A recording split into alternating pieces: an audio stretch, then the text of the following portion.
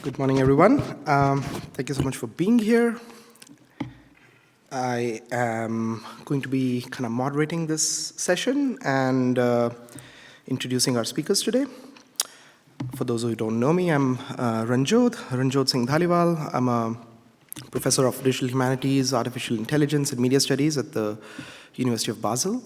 And up until recently, I was the Ruth and Paul Idzik Chair in Digital Scholarship at the University of Notre Dame. My work mostly revolves around kind of the political economy and sociocultural histories and theories of technology more broadly, but computational media more specifically. I'm delighted to be joined today by two amazing speakers who I'm going to briefly introduce before they take the stage. Olga Goriunova is a professor at the Humanities and Arts Research Institute in the Department of Media Arts at the Royal Holloway University of London. She's a cultural theorist working with technological cultures, media philosophy and aesthetics, and her interdisciplinary research draws upon theories of computing, art, philosophy, and literature. She'll be talking today from her upcoming book called Ideal Subjects, which is coming up with University of Minnesota Press this year. But she's previously also written several other wonderful works, including Bleak Joys, Aesthetics of Ecology and Impossibility, which came out in 2019. And prior to that, a significant body of work in arts, more specifically media arts, including a book on art platforms and cultural production on the internet, and several important editorial gigs, including sort of starting the open access peer-reviewed journal Computational Cultures, which is a journal of software studies. Following Professor Goriunova would be Professor Mercedes Bunz. She's a professor in digital culture and society at the King's College London. Her research explores how digital technology transforms knowledge and with it power by looking into the entanglements of computation and culture. She's also a member of several other groups around the globe, including the Interdisciplinary Network for Critical Humanities, Terra Critica, New York University's Critical Digital Theory Lab, and she's a co-founder of Creative AI Lab, which is a collaboration with the Serpentine Gallery, active since 2019. She will also, in her talk, be kind of detailing some of these collectivities that she's herself been a part on and brings together.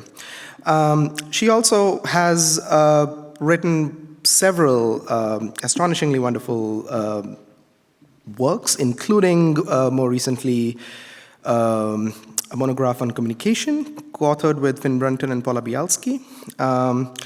But her previous works include a book on the Internet of Things, The Silent Revolution, how digitalization transforms knowledge, work, journalism, and politics without making too much noise. So thank you so much for being here. Thank you to the organizers for having us here, and really looking forward to thinking more about subjects and collectivities. Can I have Professor Olga on the stage?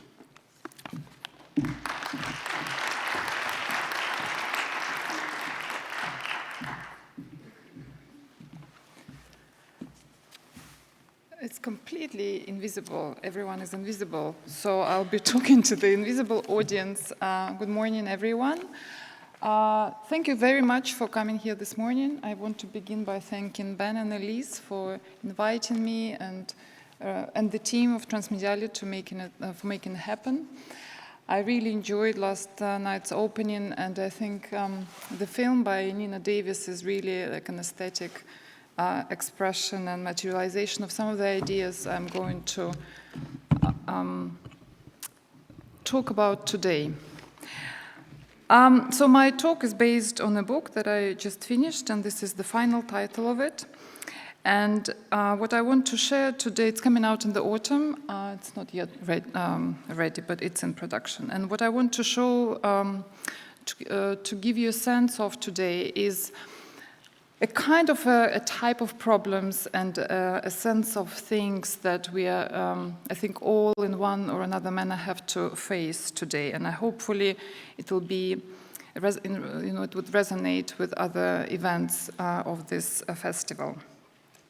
So to give you an immediate example, so that you have something to hold on to, I'll just show you like an ad for Spotify Wrapped. And you probably know it, so the Spotify is the biggest music streaming platform, and it releases once a year an analysis of you as a listener. Everything you listen to in a year is presented back to you with your most listened to tracks, and kind of organized, analyzed, maybe sometimes, I think last year, into seasons of your taste and what you liked most, and sometimes it involves a certain kind of interpretation. So in 2023, Spotify Wrapped also gave you a kind of character you are. And there were, I think, more than 4. There were maybe over a dozen characters with this kind of portrait of you. And this is what puzzles me. What is this that we are presented with here? It's supposed to be a kind of me, say I'm a hypnotist, but it's obviously not really me, because it's clearly someone's creation.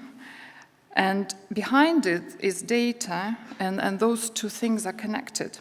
So it is offering a kind of truth, a truth about me produced in a certain way, because it is a numerical calculation, even if it's off, it draws upon the authority of scientific, mathematically backed truth.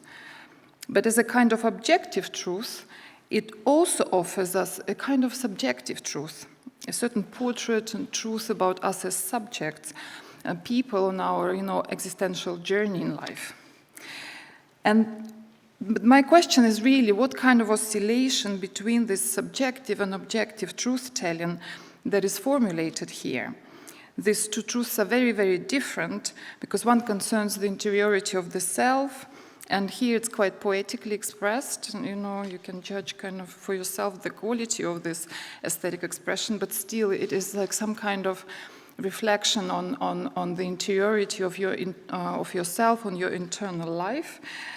And so it concerns who you really are and gives you the truth or an angle on who you really are, maybe unbeknownst to yourself. And the other is objective, and it appeals to knowledge about the world. And this is really the kind of two poles between which I think we're now stretched. And that's the kind of conceptual architecture in which the production of the digital subject is situated. So this dynamic between the interiority of the self and universality is one way to approach this project and digital subject that I talk about, which is formed from our data, other people's data, attacker data, some test data, all kinds of data, and then spun for patterns and predictions.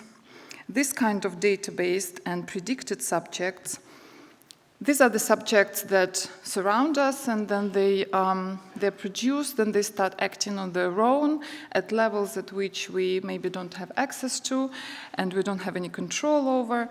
And then this kind of subjects sometimes are given an aesthetic expression, like in my example, and are presented back to us, and then you have to somehow confront it. You can reject it, you can kind of laugh about it, but it is some kind of, you have to have a relationship with it, and you're forced into a relationship with it. So this dynamic is really at the core of this project. So today, my talk will be in two parts. One, and this is the map of it. So the part one, we'll explore how the subjects are made as abstractions, and so I'll talk about categories and predictions, and some of it is quite dry.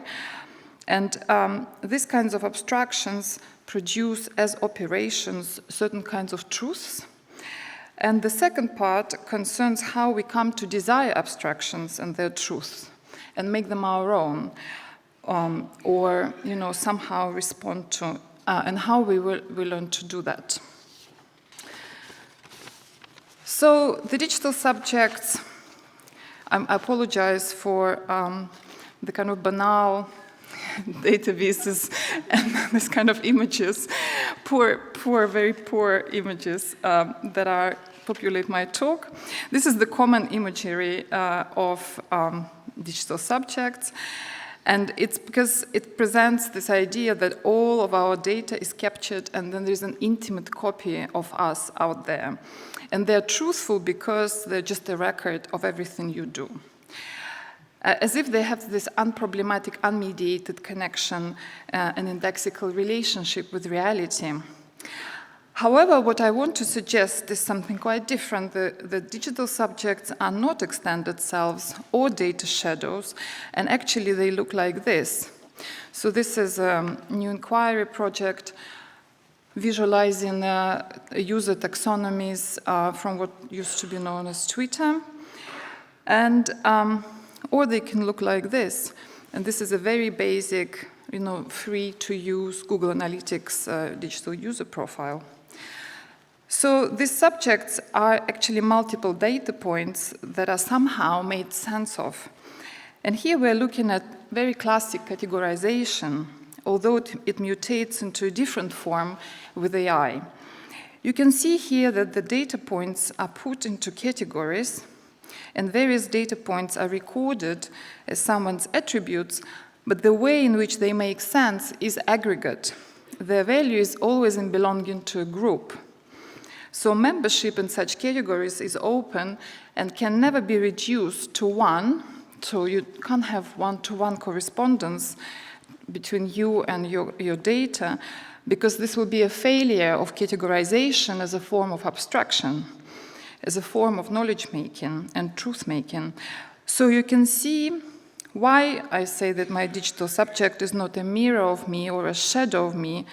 It is always less than me, some kind of bunch of connected data points or counted data points, and always more than me because they're put into various kinds of aggregates.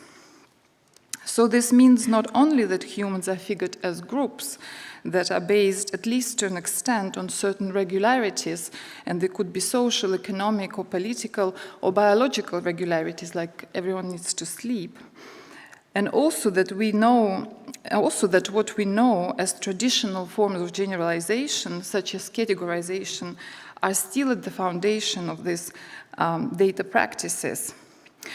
So this means that digital subjects don't have untroubled indexical correspondence to living people, and in some level, maybe kind of foundationally, genealogically, they come from the classificatory impulse of early modern sciences and the project of ordered knowledge as the project of truth. So I have this wonderful early classifications here for you. And this kind of generalization, on one hand, is very well known and well studied.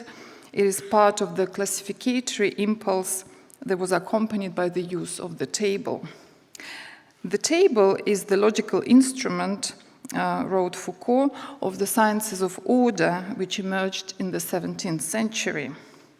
And Foucault wrote, "The sciences always carry within themselves the project, however remote it may be, of an exhaustive ordering of the world. They are always directed towards the discovery of simple elements and their progressive combination. And at their center, they form a table on which knowledge is displayed in a system contemporary with itself. The center of knowledge in the 17th and 18th centuries is the table." So while tables persist in data analytics, as we've seen, and with AI, they become somewhat unhinged. So we associate classical tables and categories with norms, with causality, with ordering and enforcement. But the categories that we've seen here, they are not expressed as truth statements. So you can see that there are like numbers of sessions that a user counted as like one of two genders, or as different, and put in different age ranges, and all the other categories are kind of random. You can imagine that the entire picture will change as the user is clicking, their way throughout the websites in a different manner. So these categories are generated in the classical lineage but yet the groups seem to be able to be formed on absolutely any basis. And the constitution of these tables is not fixed, and the ordering of the world that they offer at least seems to present a myriad of possible combinations. So this kind of craziness of contemporary categorization is explored in this wonderful book, Machine Learners, and Adrian Mackenzie describes AI and machine learning as expanding the epistemic space of the table. So he writes that the use of the table is transformed and becomes a technique of mapping multiplicity, seeking similarities, and deriving effects from it. So machine learning traverses, juxtaposes, and superimposes various tables across different lines than those of the classical tables of the sciences. And I'm going to give you now my favorite ever book illustration. This is Adrian himself. I imagine he kind of drew this to explain how tables are vectorized and how they become unhinged. So vectorization can be achieved through different operations, sometimes operations that are like this. But at the basis, it is a transformation of the elements of the table and relations between them into a system of coordinates or vector space. So the elements of the table that carry or used to carry the normative power of the category are reformulated as variables and become dimensions, with the whole table plotted into this multidimensional vector space. So these kinds of things allow for something like lookalikes. So you have like a bunch of data on people who did something on your website, and then you predict that other people will look like these people or act like these people.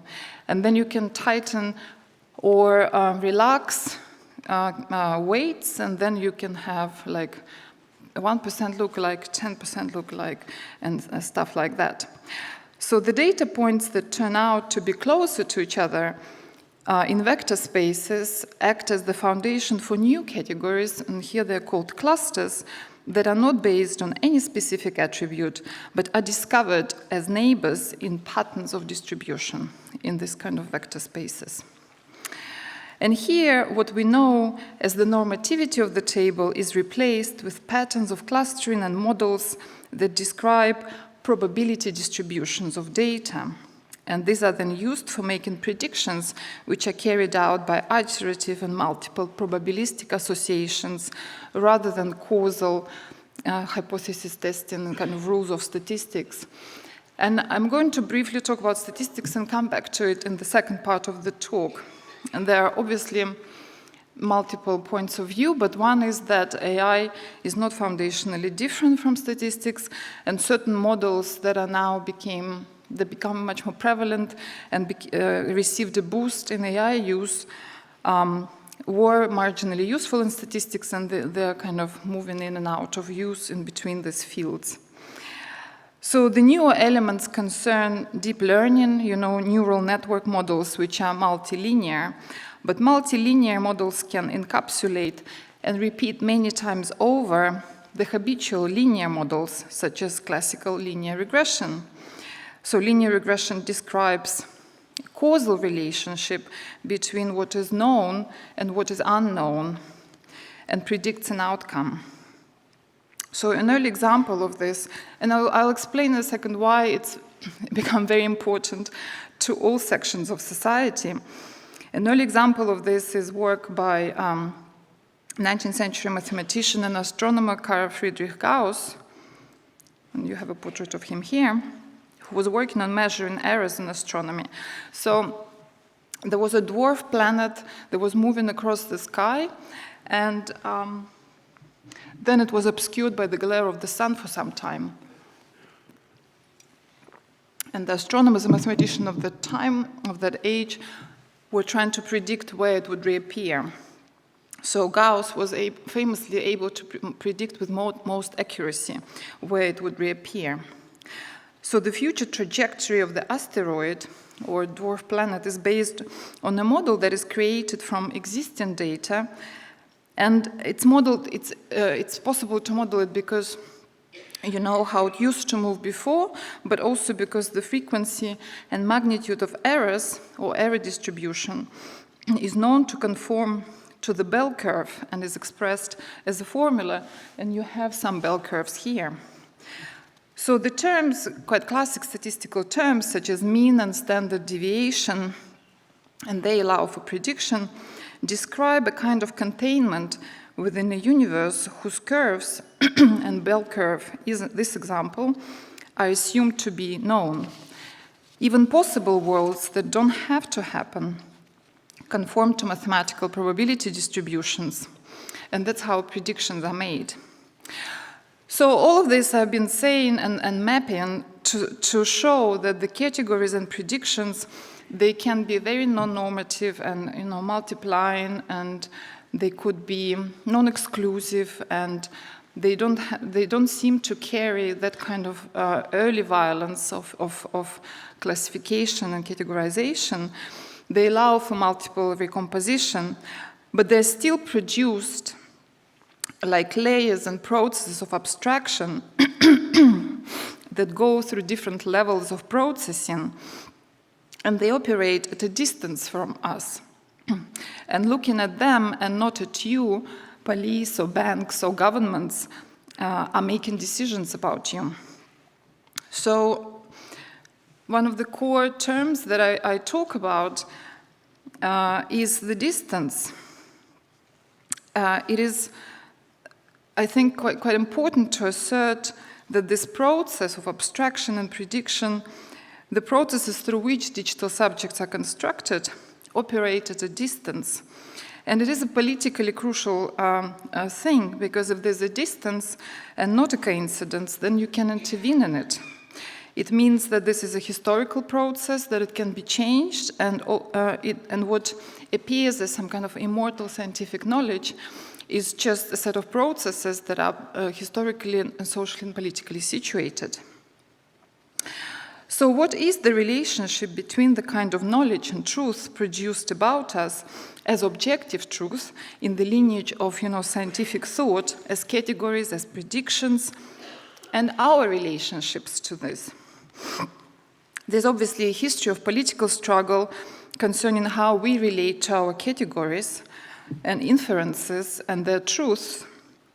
And you can only think of the early history of feminism and to think about what it means to be a woman and the category of a woman, or the history of civil rights movements and the fight against a racist inference as some kind of logical procedure that masks structural racism when evaluating insurance risks, for instance, in a neighborhood.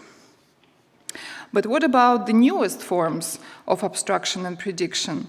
And why and how do they have such a hold in contemporary world, like in today? So I think that this happens because we are already used to the distance in which abstractions generate new forms of subjects. And you could say modern subjects themselves, as we are also formed in a distance, at a distance, and we rely in our own making also on systems of abstraction, although maybe it's a different system of abstraction. So one could say that the modern subject itself is formed by the act of distancing. You look at yourself, to reflect on yourself, to contemplate yourself, to think about who you are. And this gesture of looking back presupposes that there is time and space,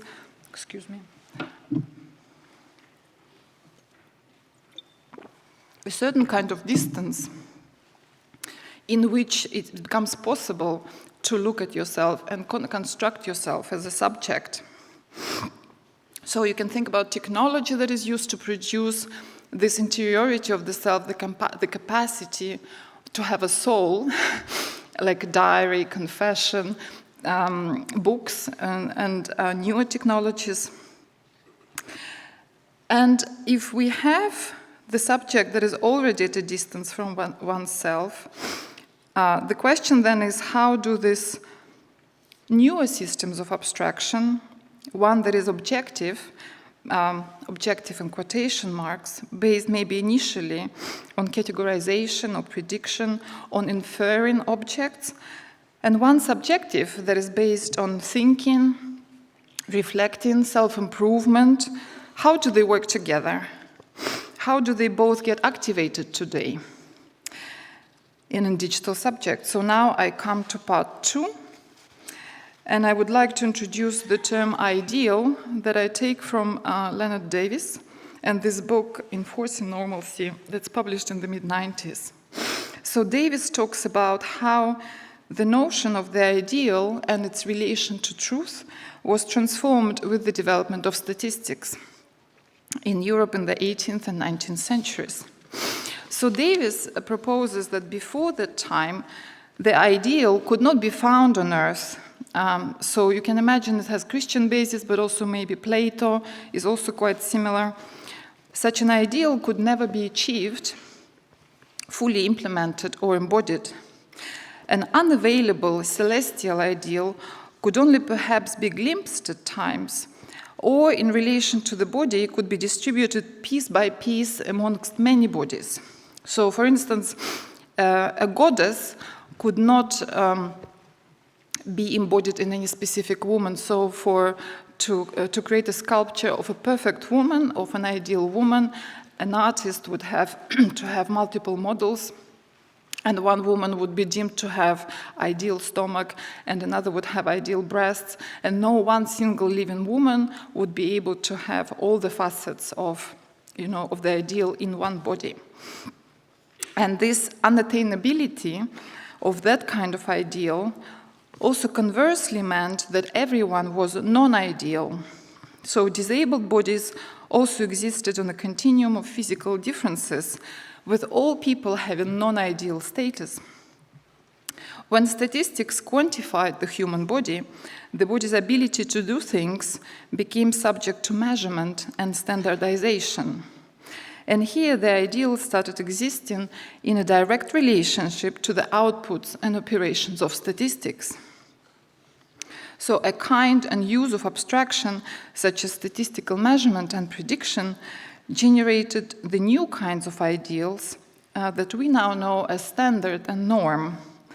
And then non-standard and abnormal were also born as part of this process. And we can think back to our categories here. So you can imagine a socio-political reality beforehand where everyone was inadequate in some way before a celestial or divine ideal, and then new reality, our reality, where people's attributes are measured and modeled, resulting in, for instance, the standard distribution of the bell curve. So Davis writes, the concept of the norm, unlike that of an ideal, implies that the majority of the population must or should somehow be part of the norm. The norm pins down the majority of the population that falls under the arch of the standard bell-shaped curve.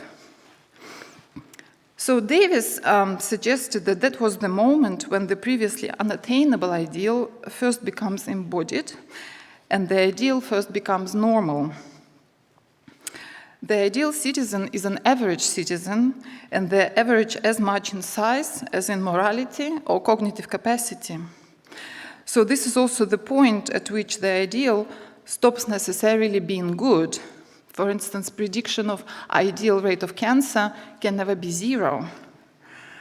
The ideal becomes measurable, can be expressed as a form of abstraction that is operated by the sciences, and it comes equipped with a range of analytical procedures that can also be used by people, by us, to understand and develop oneself, ourselves, and others. So the ideal, therefore, does not exist anymore on the transcendental plane, but becomes a form of abstraction that is implicated in calculation and prediction. So obviously, statistics was a eugenic enterprise, and ideal as normal, as average, was not satisfactory for what Galton describes as, that's a quote, a betterment of the human race. So high intelligence and perhaps higher height were more desirable. So Galton substituted ranking for averaging. He divided curves into quartiles and ranked them, arranging what was seen as intelligence in ranked order. So this legacy is, I think, very familiar to anyone who went through school. It's present in IQ tests and all other tests. The upper quartile exceeds the normal and becomes not only special, but desirable.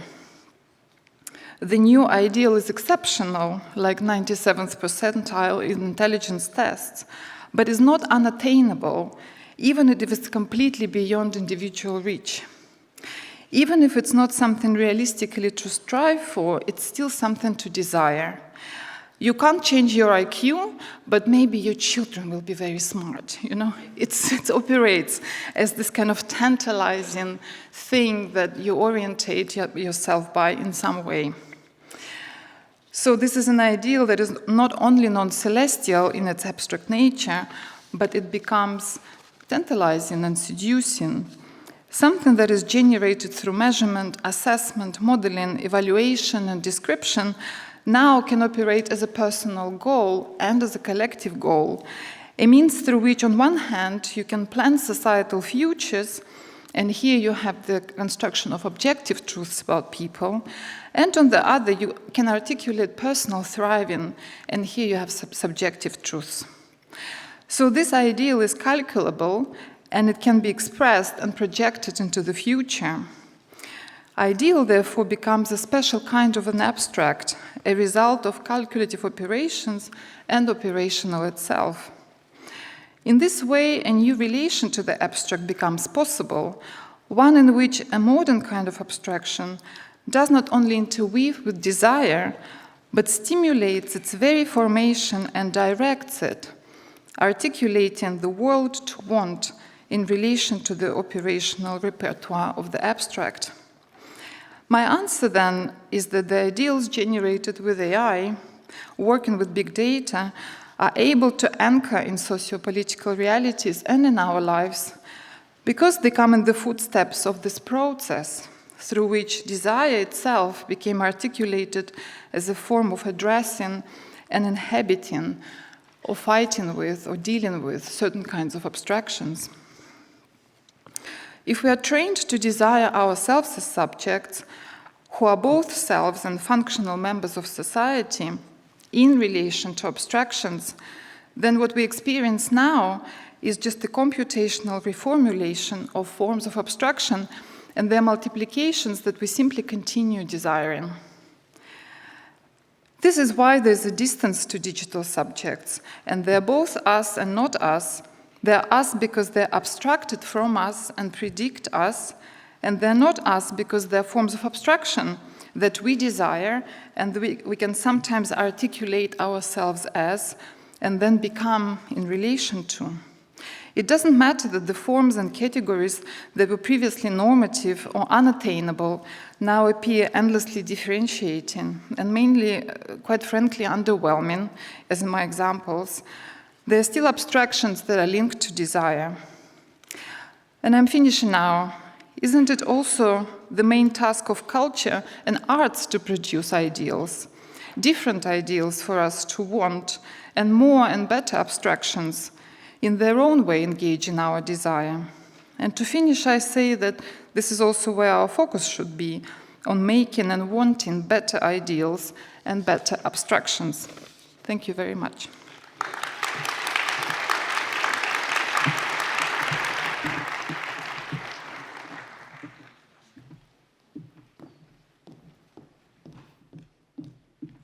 Great, so let me get this in, and that one as well. Yeah, I think it's all good. Let me look at the time. Okay. Okay, right, I'm ready. So thank you all for coming. I have to say, can we have a bit more light if that's possible so we can see the audience? I think we talk better and differently when we can see, oh, you all are falling asleep or not, and that we need to change stuff or anything. But Olga and me stood here like 10 minutes to 12, before it started, and there was no one here. I sent a picture of this total empty auditorium with us to my husband and said, like, oh my God, it's going to be fun. So I'm really glad you all came and took your time. Thanks. That's lovely. I also wanted to give you a bit an idea so that you're not totally lost, because I'm going to not talk about subjects, but about collectives. So I made this wild diagram so that you can sort of understand how Olga's and my talks are in relation to each other. So Olga talks about the upper bits, and I want to talk about the lower bits. So that's where the collective is, and the subjective is more, but they are, of course, intertwined. So have fun. I also want to say that, because it's a topic of collective, my lecture is informed by a work of the collective, and that's the Creative AI Lab that we created. It's of course not a lab.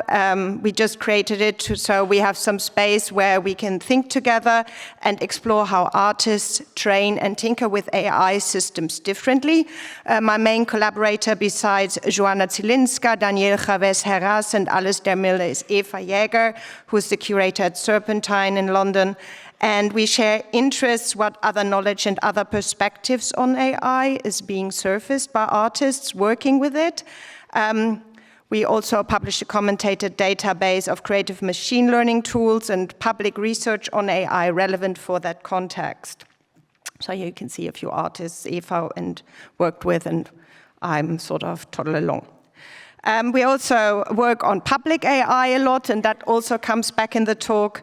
I'm part of the Public AI Network, obviously, despite being chained to email inboxes like the rest of us. I don't have enough to do already, although there's never enough time, so let's start the talk. Our society of individuals that neoliberalism and its digital technologies created have given rise to a new distorted form of the collective. Being kept busy with worrying about the dividing effects of personalization, isolating the digital subject Olga looked into so thoroughly, this might have slipped from view, and understandably so. We don't like to call up on our collectives, ever since, at the end of last century, the promise of communism faded from view and desire, to be further obscured by digital convenience and led astray by the false hope that you will find yourself on the right side of the financial divide, despite the fact that you struggle to pay your rent. This is why my talk illuminates not the other side of Olga's idea subject, but the one she has shown we all are and have always already been entangled with, the collective. As a concept, collectives in the meaning of a collective body or a cooperative unit or organization are usually taken as a given. Online and offline, we find ourselves in them, a family, a class, a society, a socio-technical network, a data set, and often enough we are not happy how they are.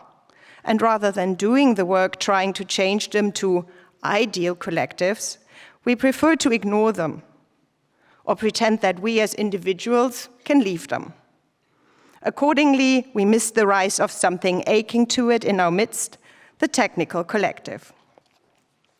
Today, we are not just part of a family or a class or a nation or a network. We are also always already part of a data set, or 5, or what's probably more likely, 1,500,000. We are part of an algorithm, we are stored on a laptop and live in the clouds. And that means something. For a very long time, the collective aspect of this seemed neglectable, maybe until AI and machine learning came along, whose models feed on the data shreds we left behind. If we are all training data, as artists Holly Herndon and Matt Dryhurst state, what different collectives can we build from that fact? What collectives do we want? And what, or would we, given climate crisis, given our divided and polarized societies, need?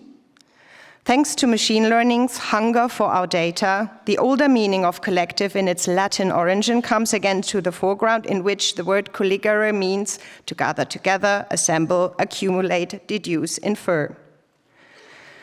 The technical collective does this through technical infrastructure and thereby deviates from the human collective. It does not evolve around a shared idea, at least not in its beginning.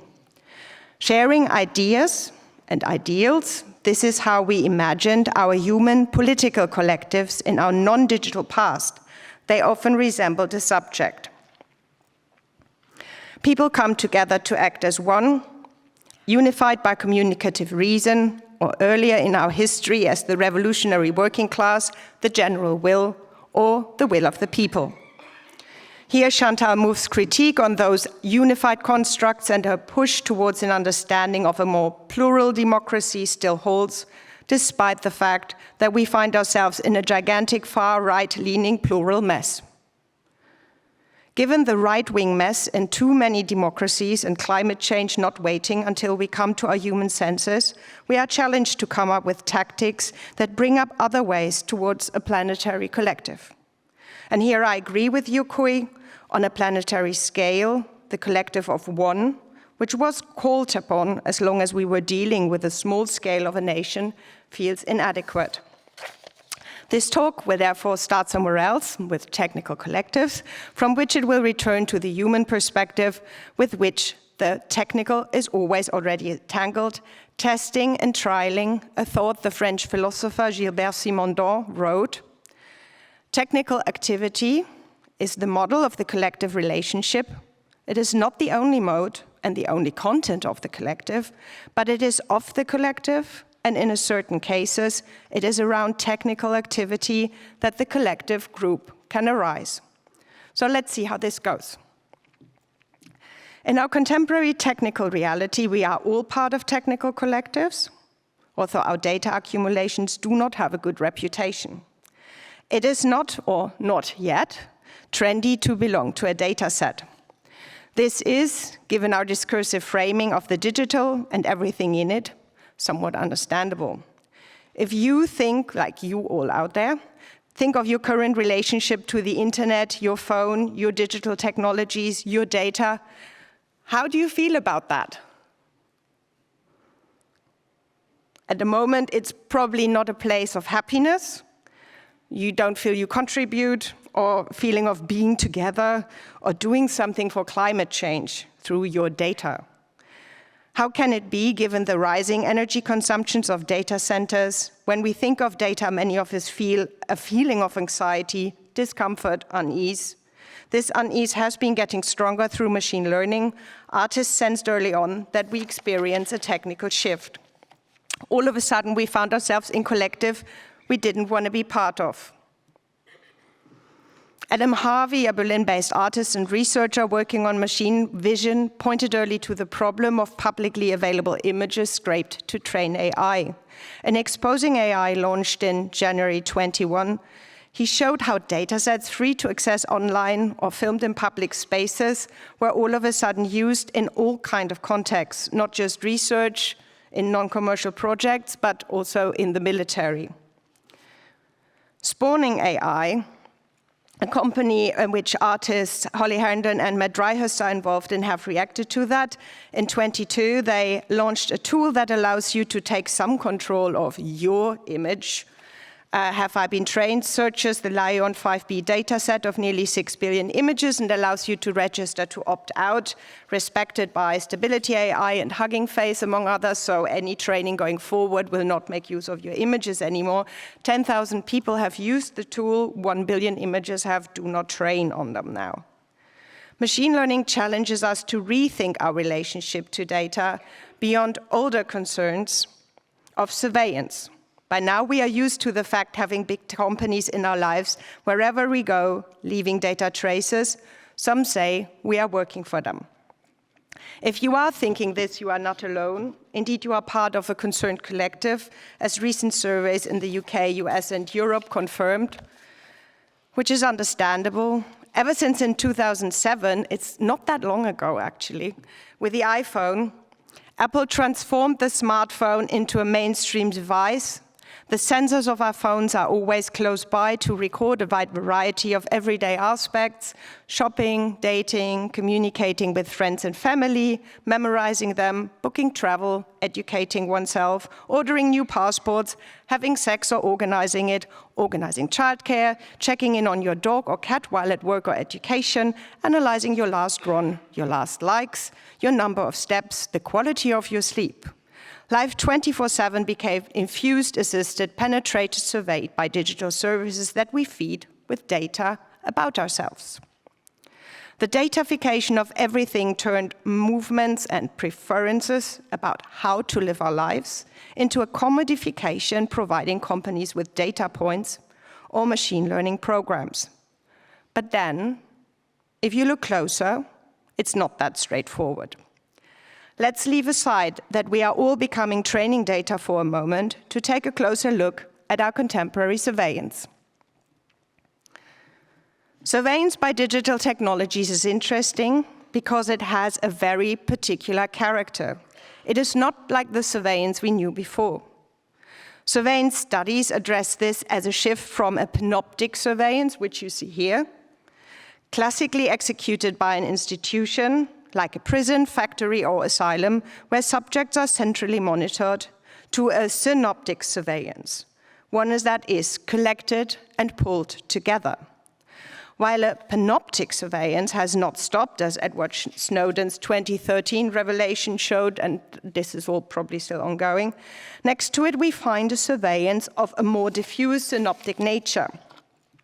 Jan Huysman speaks of this surveillance as one becoming distributed as it breaks out of its institutional bounds, allowing multidirectional connections.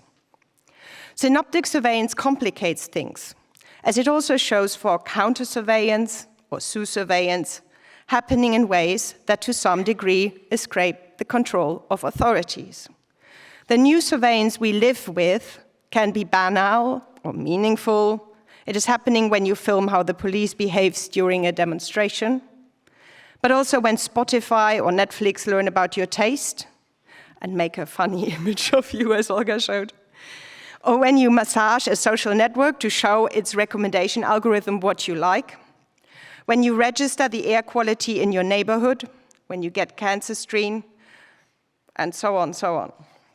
It is sometimes, but not always, mundane. It is everywhere, and it feeds a technical collective. Surveillance has partly walked out of the institutions, and while doing so, changed tack. Every phone, every sensor can be seen as a surveillance device executing synoptic power, which does not make it good. But the technology is there. As a society, we need to understand its potential. Water sewage surveillance of our rivers and seas, air quality monitoring, breast cancer surveillance, alone at night in an Uber and share your ride with friends surveillance. By now, the focus on surveillance through big data has been with us for over a decade. Big data has fully entered the mainstream since it featured in a World Economic Forum report in 2012, also really not very long ago, getting the wrong people excited, mostly US platforms, to dig into it for marketing.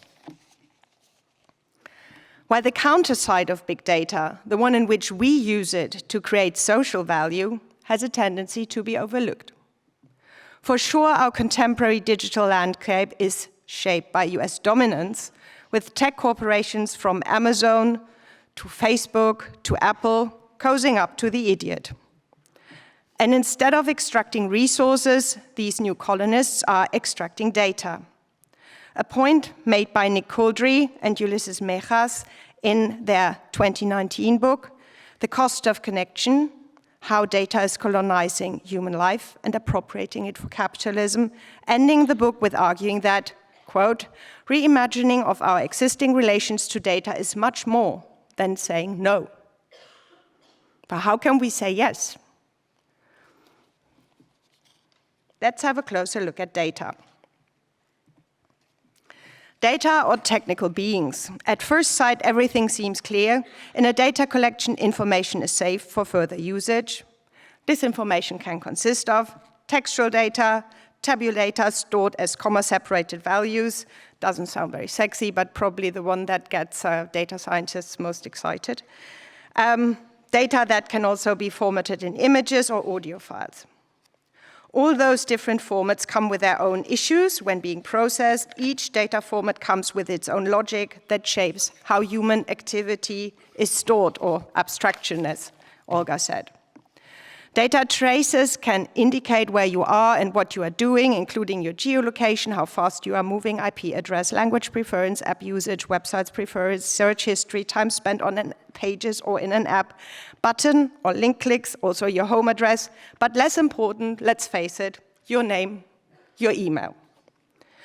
Nothing knows you so well as your devices do, but your devices do not care. Despite the fact that your actual individuality does rarely count, it is the data collection and the relation between the data points that is of value. There are good reasons why legislation such as the General Data Protection Regulation, GDPR, protects the privacy and security of individuals' data. But GDPR is also where things start to get complicated. They are giving you rights regarding your personal data, but you do not own your data. Data are a conceptual mess consisting of a carrier of information and the information itself. Thus, once you click that you agree to the terms of service no one ever reads, data ownership is held by the organization that sets up the infrastructure to collect and process your data traces. Their ownership comes with certain responsibilities, such as respect your rights and keep your data safe. But you don't own your data. However, this is just one way to think about data. By now, more and more voices are arguing that next to the vertical data relations, the relations between you and the data collector, we need to start thinking about horizontal data relations, which you see down there at the bottom.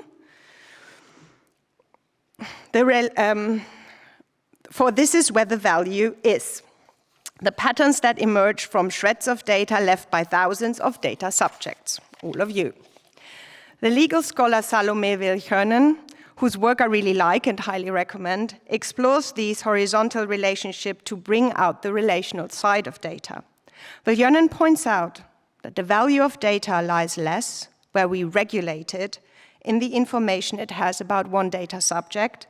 Instead, the value is in the knowledge gained from linking thousands of data subjects, reading out patterns from their horizontal relations in order to gain insights that apply to large groups.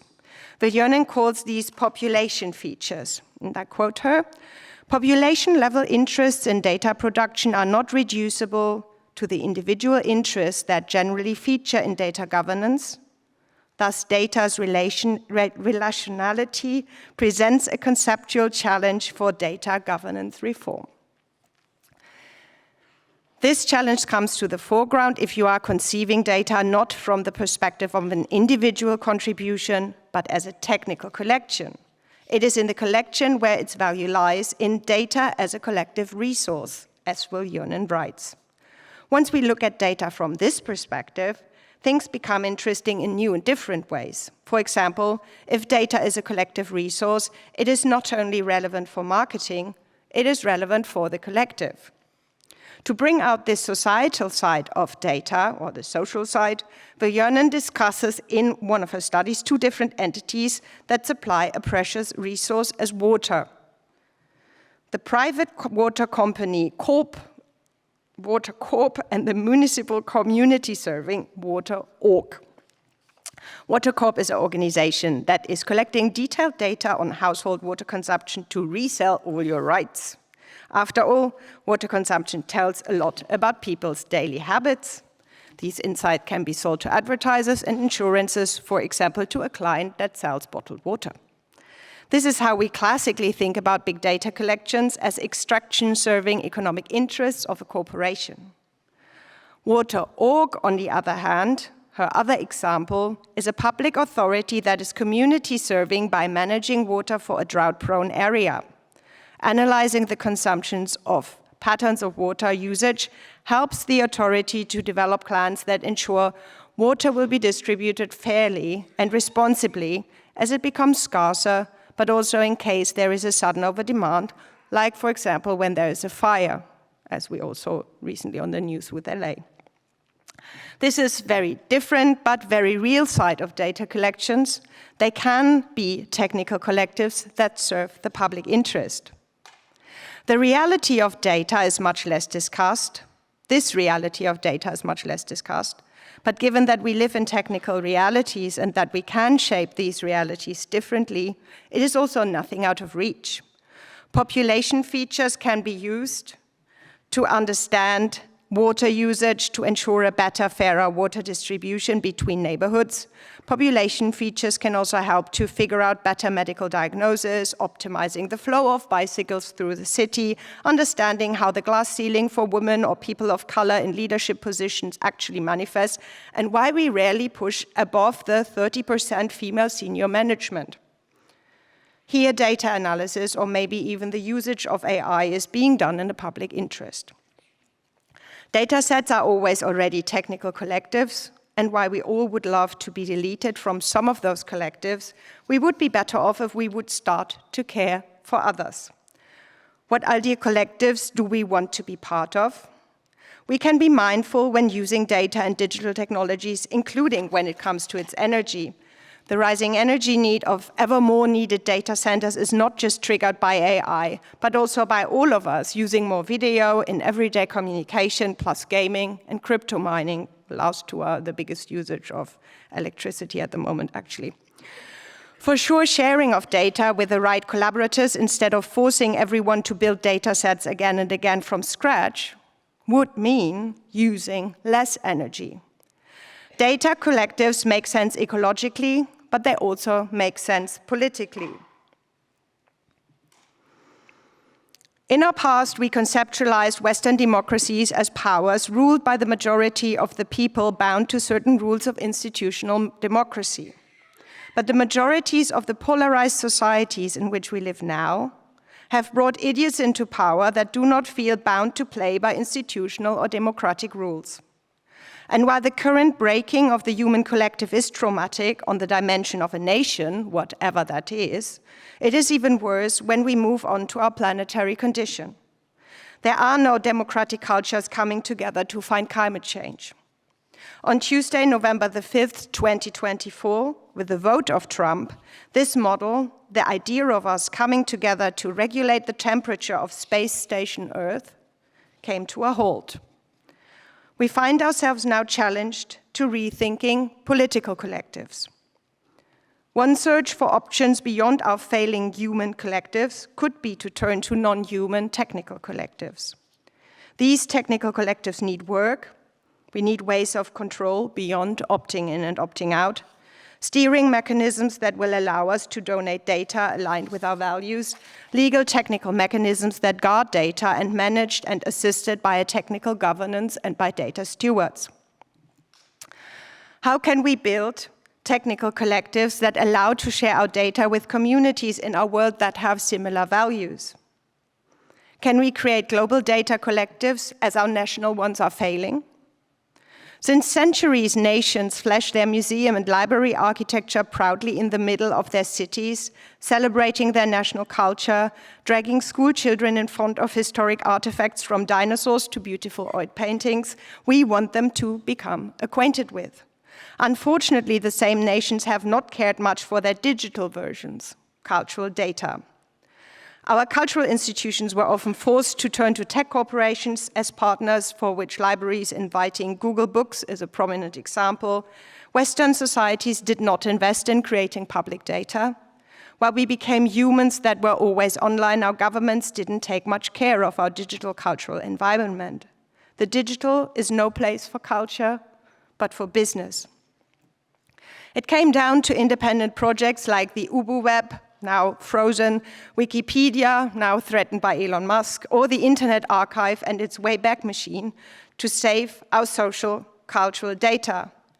And as a thank you, the archive, the Internet Archive, is currently being sued by Sony and Universal for $621 million in damages for digitalizing old shellac records that are in the public domain. Our societies in the global north have not created any mechanisms that allows us to access images or films in the public domain.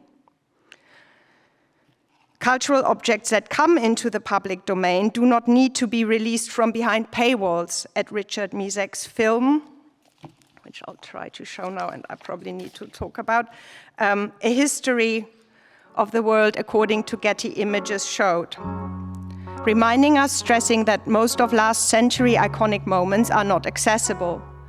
To watch them or work with them, you have to pay.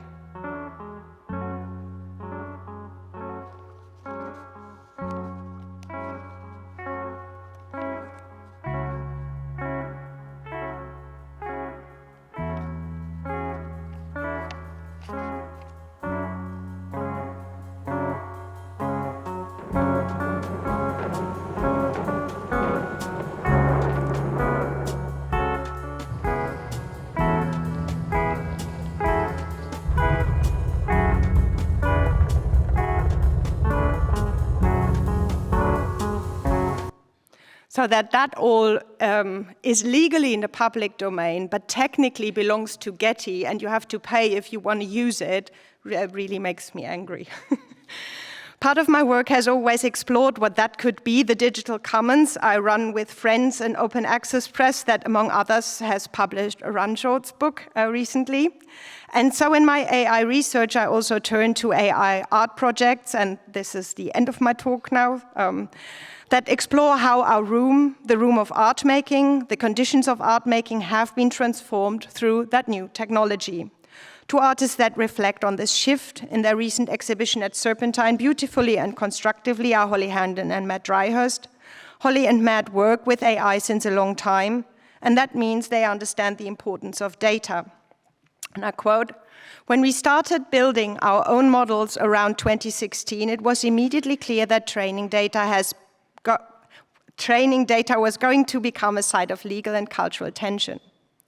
When you train a model, the first decision one has to make is this: what data can you use? Intuitively, it felt wrong to scrape our friends' work, but we also knew that having good data mattered, and so we attempted to produce our own for training purposes explicitly.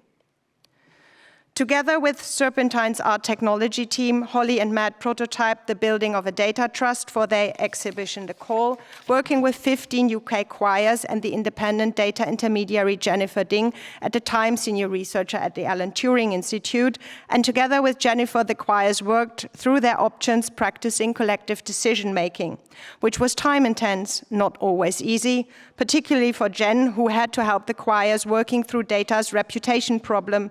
Choristers, and no one really, likes to see their own voice, their own parts, their own taste as data, and that was also the problem that Olga talked about. Through this experiment, the exhibition brings a different understanding of data forward, one that challenges the audience coming to see the show, but also UK policymakers. We organized workshops along the exhibition in which we engaged policymakers working for UK regulators, proving that Matt and Holly were right when saying that art has a role to play in shaping AI ecosystems differently, and I quote, "Artists are often assigned to the role of dreamer, with little expectation of testing their ideals in a non-art context. We found that for our practice, however, it's only when we attempt to release systems into the world that we begin to understand on a new level the complexity of issues we care about. Building and deploying protocols for people to use is a way of making critique executable." And I brought one last example, and then I finish. Western culture, the culture of the global north, is yet to learn to care for their technical collectives such as their data. Our tech CEOs, but also their critics, as well as our politicians and our policymakers, still see data and digital technology as something that is first and foremost relevant for the economy. But that's not the case all over the world. Other cultures understand that there are different sides to data, like there are different sides to contemporary surveillance. The Maori, for example, the indigenous Polynesian people of New Zealand, have a very different approach towards data, caring for their language digitally by caring for their language data. My last example of another technical collective. As colonized subjects, Maori language was banned in schools since the late 18th century, and speaking Maori was oppressed. Children who spoke Maori in school would be beaten. By 1980, there were less than 20% of native speakers worldwide. Tribal dialects have been replaced by one standard version, but community activism ensured that Maori language survived. Today, more people are wanting to learn Maori than there are native speakers, which creates an economic opportunity. US companies Lionbridge and Duolingo have tried to use this market gap, offering Maoris to pay for recorded speech and written text as training data for their model, but not with the Maori. And I quote, if there is economic gain, it should be for our Maori people, not an American company, end of quote. Their charitable media organization, Te Hiku Media, collectively steered by 5 different tribes, is investing in and developing their own language models, working through its challenges and complexities technically and socially. Data for them is key to this, as Keoni Mahelona, CTO of Te Hiku Media, says.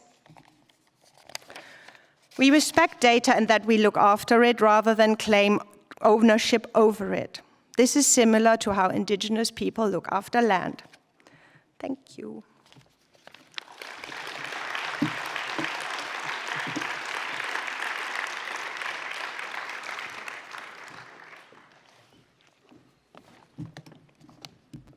I'll just leave this here.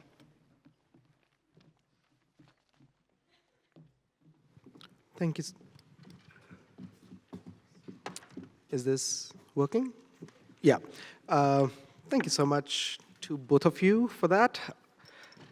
I first have a sort of a homework assignment for everyone in the audience, which is we have approximately 20 minutes. For the first 5 minutes, I'm going to sort of get us going, get the conversation going. I have a few questions and thoughts that I want to discuss, but then kind of floor is yours. So feel free to already be thinking about what is it that you're going to ask or discuss with our panelists.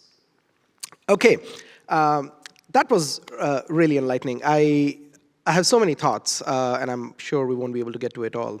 But the first thing I wanted to kind of talk about was a more like a framing thing, which is, okay, so if you've ever done a road trip through the US, you'll see that there's like ads for injury attorneys who are just like, did a truck hit you? Call me, I'm the big hammer, and I'll win you millions of dollars and things of that sort. So these are all kind of attorneys suing insurance companies to get you money in case, something bad happened to you.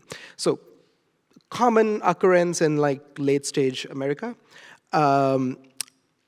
What I recently found out, which was surprising to me, was that if you ever personally have like a beef with an injury attorney, you can really milk them dry because advertisements on Google, like ad clicks on Google, for injury attorneys are amongst the most expensive. Sometimes a click can be as high as $280, $300.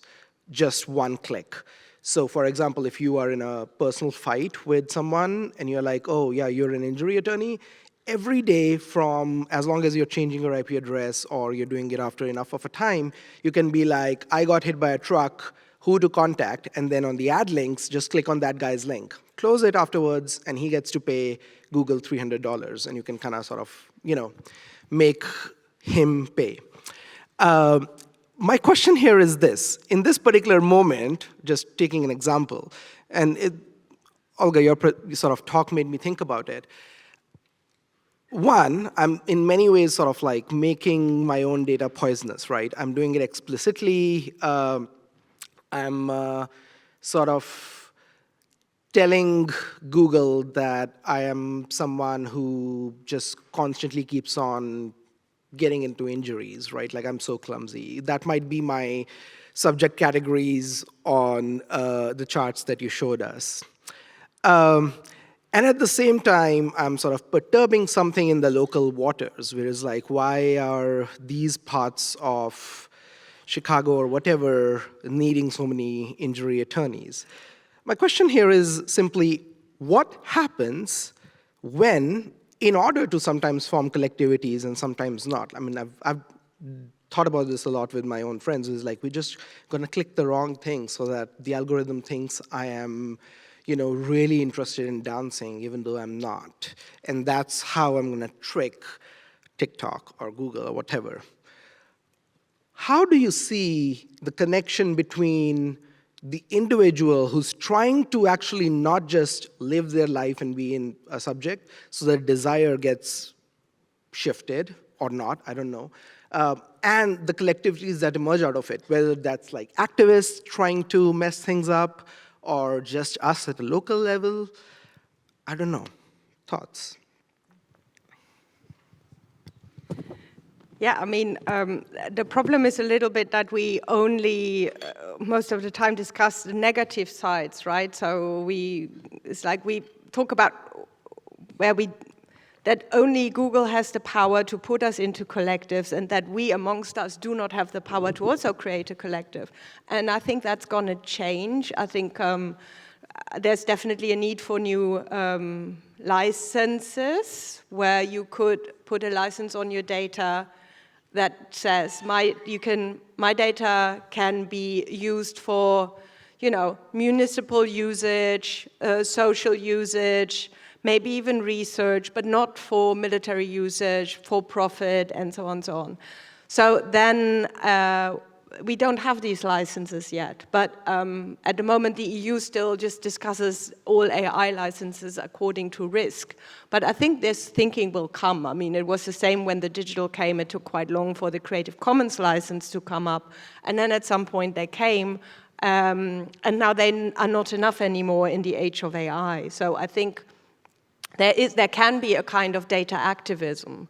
And that data activism needs a lot of work still, but is going to come slowly. So at the moment, what Olga describes with like Spotify Rap, for example, we see mostly ways in which this is sort of pushed up on us as in a negative form. But what is if, there is this other world which we don't inhabit, really. And what worries me always is, like, by all the critique, we push people away from technology. So only the idiots develop technology, and that's really not very good. I think with your example, you can completely opt out of given any of your data. There are ways in which you can use like all kinds of equipment and software to not be tracked, but there will still be inferences about who you are. Like, you can still be profiled, non-existent people can be profiled, and you have this kind of generation of fake people who could be fitting like specific kind of desires. So it's not really like my kind of framing takes a step back, really, and questions why is it that this is the way in which truth is produced, and it keeps being produced in this way, and not only societal truth, but also even if you personally reject, the kind of, you're just encountering like a portrait of you and you think, oh, this is rubbish, ha, ha, ha, I'm not like that, they got me wrong.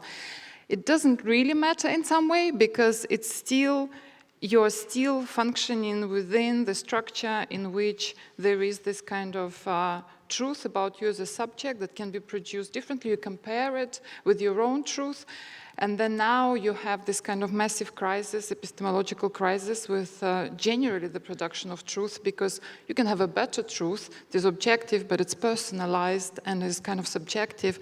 And all of this in such a flux, this whole mechanism through which we used to understand what is reality and what is like your soul is shifting gear.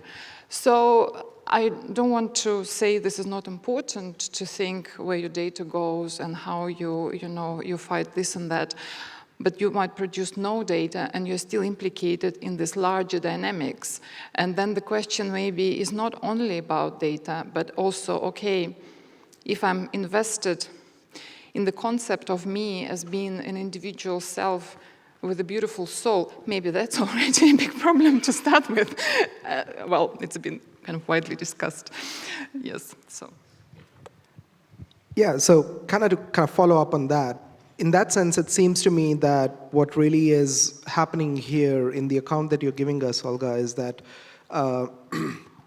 not only is the subject being fragmented and reconstituted into individualities or whatever, but also that we are sort of being, emplotted, to use Fred Moten's term, into a sequentiality that is a larger scale that may just be working with placeholders, even if somehow I seem to be digitally unavailable.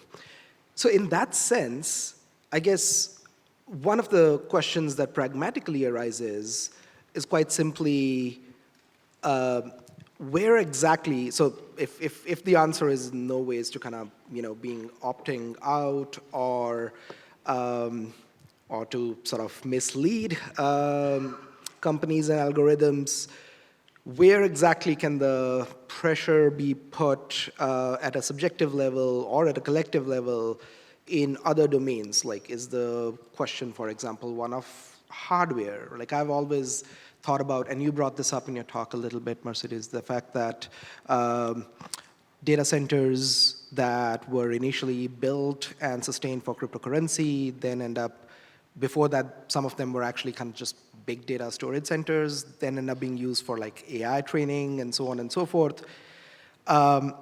Is it then the case that the interventions can also possibly happen at the collective level or at a personal level in questions of setting up these bigger centers? Because I have always worried that as long as it's predictive analytics that we're talking about, we are fine repurposing the data or the collectivities for good, quote unquote, right? So basically, I can use the data that we have in a sustainable fashion, as you said, and do something else because I'm forming a data collective. I, as a subject, can be more careful about my data choices, although, to what extent you rightly point out is questionable. But when the systems are sort of so aggregatively in a divergent fashion, right, like questions with LLMs, that the repurposing just wouldn't necessarily be possible because what you're spitting out is synthetic data perhaps, or what is being collected is synthetic data and not actually data about real life, maybe there's a divergence that just cannot, there's no sort of commensurability there. Would you agree? Or would you still think that the question of, say, synthetic data or AI models that are currently in vogue is still understandable through the long-standing problems in data regimes and big data? If I understand your question correctly, I'm going to answer in my own way. It might be not an answer to the question you pose, but what interested me was very much how come that when you look at specific models and if you look at specific practices, there's always a sense of openness.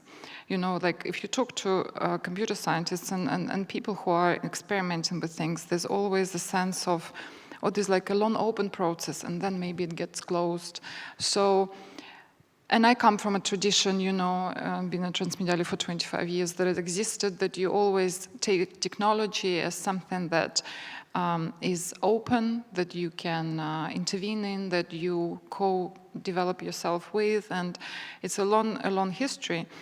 And with current AI, what's amazing is, and I wrote about it as an orchestration, because things seem very polyvocal. it's always multiple. There's always this proliferation of multiplicities, the like latent spaces where like crazy shit happens. And then it all is closed down, and what you get is some awful result.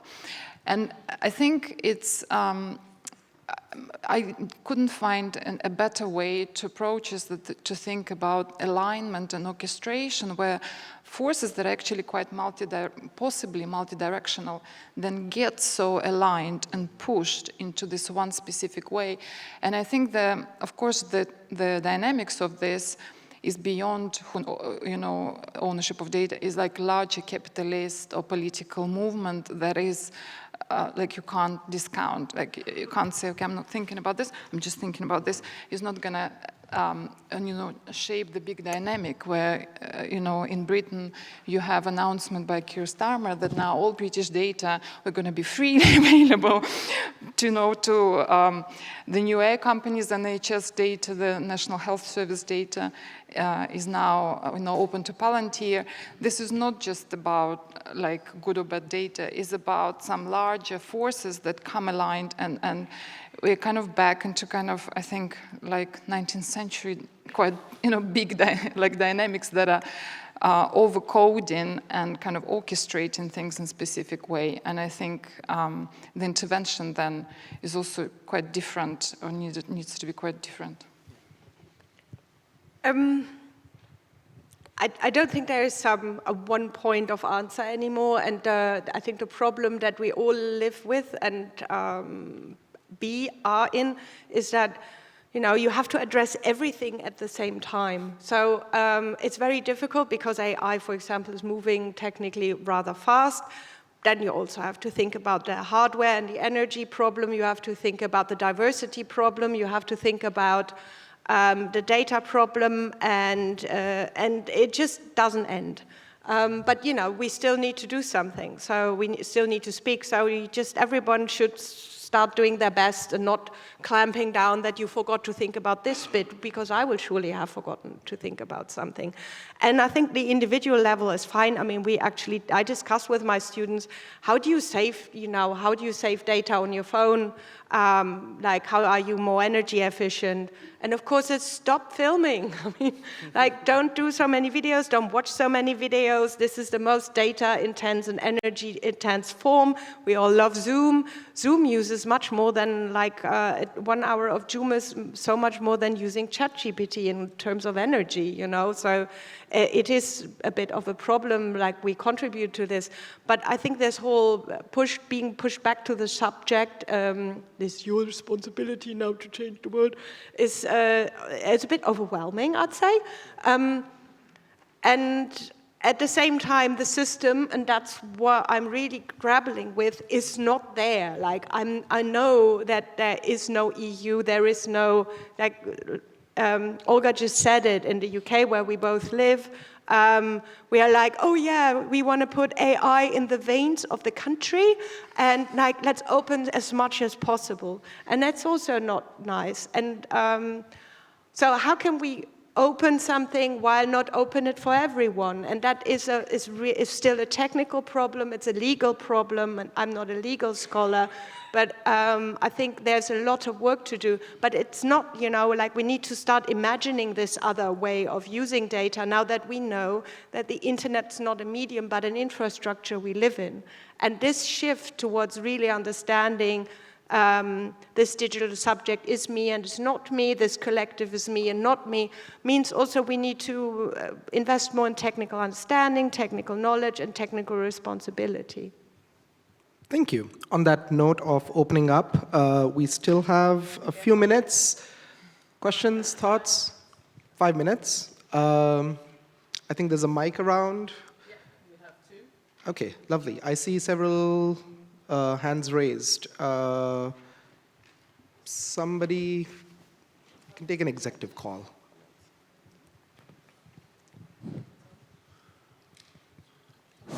Yeah. Okay. Thanks so much for both your talks. Very interesting.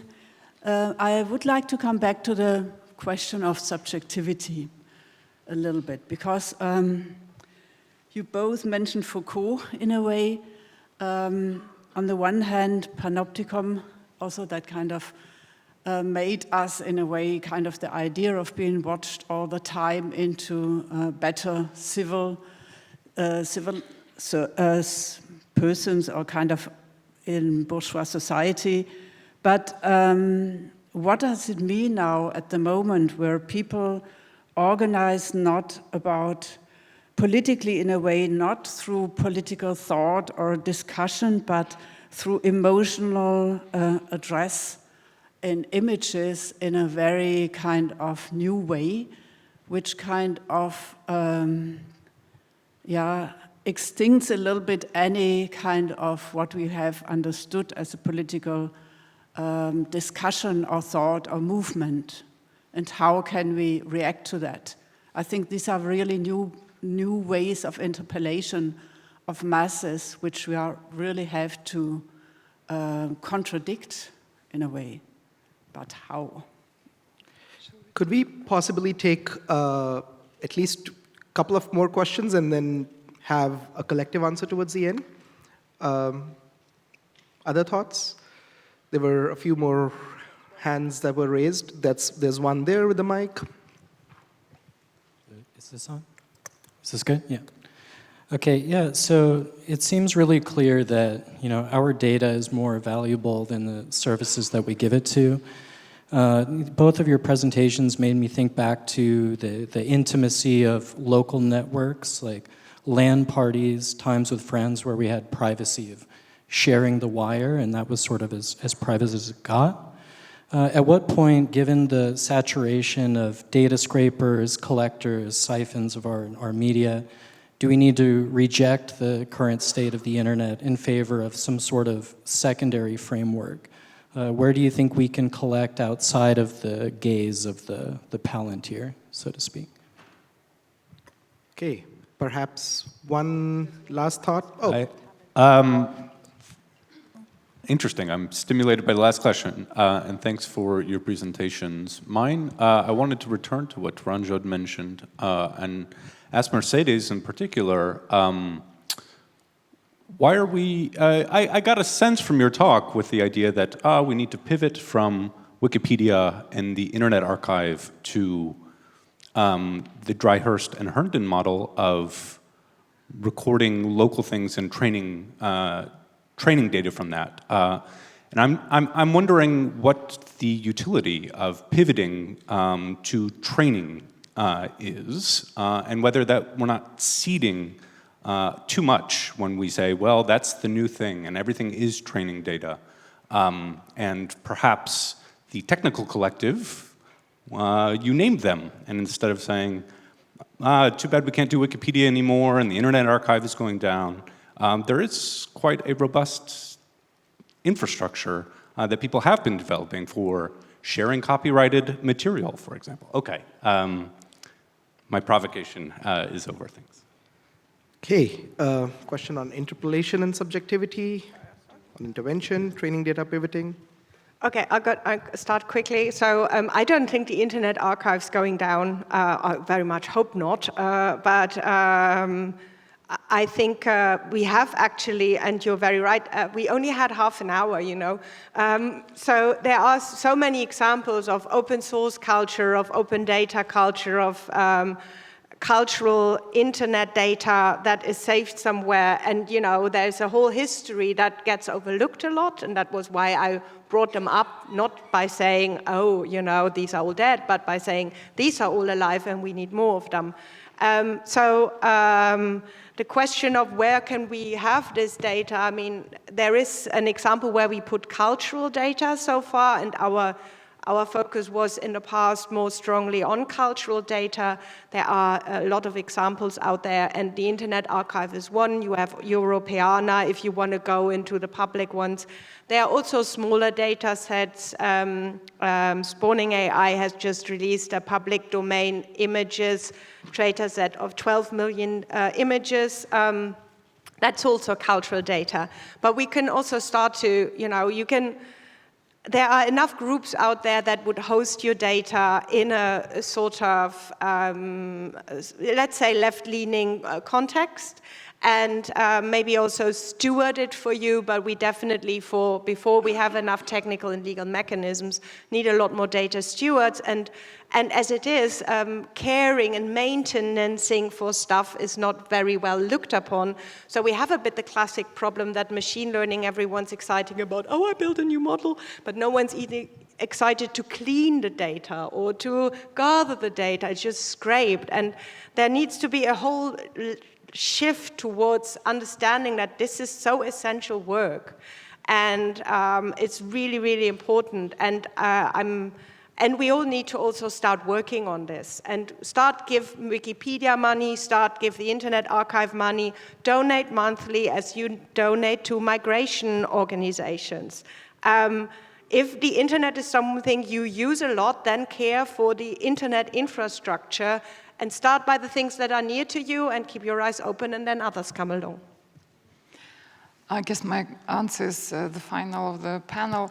I think we could possibly talk also afterwards. It's a large question about the subject. I think that this kind of subjectivity that is generated and addressed through TikTok or affective politics is still based on this idea of the subject of desire, who is then now can be mirrored and somehow fed back to you, and this is what you like, and then you can also have your own TikTok recommendation, and you can have your own political truths, and this destabilization of reality is also part of that kind of personalization to the level of the subject that is still invested in themselves as a subject and desires this kind of investment.